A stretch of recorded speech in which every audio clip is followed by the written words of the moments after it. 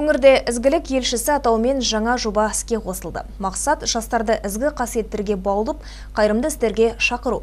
Әсіресе мұқтаж жандарға көмек қолын созуға бағыттау. Жаңа бастаманың жүйелі жұмыс істеу үшін саналы ұрпақ клубы Қамқор өркениет қайырымдылық қорының өкілдері бас қосып, білімгерлерді бірлесе жұмыс істеуге шақырды. Әріптесім Әсел Ишанбек толығырақ айтады.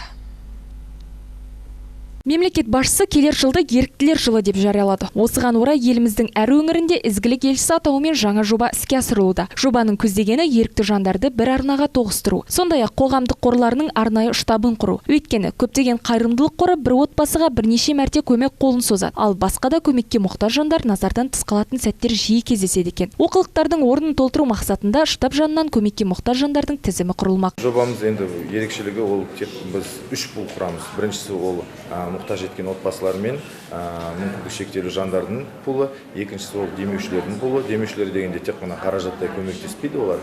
Олар тағы да жұмыс орнымен қамтамасыз ету жағынан, оқыту жағынан, сол жағынан көмектеседі. Және де үшіншісі ол міндетті түрде еріктілердің пулы.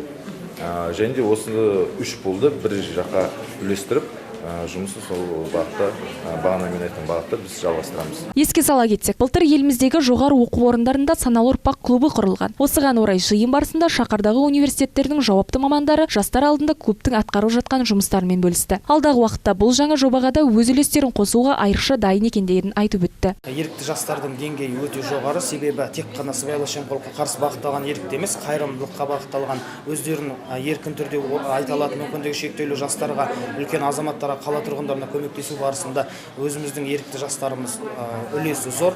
Жиын соңында ұйымдастырушылар жұртшылыққа ізгілік елшісінің мүшесі болуға ерікті жастарды шақырды. Әсел Ишанбек, Респек Абжапар, 7/7 News.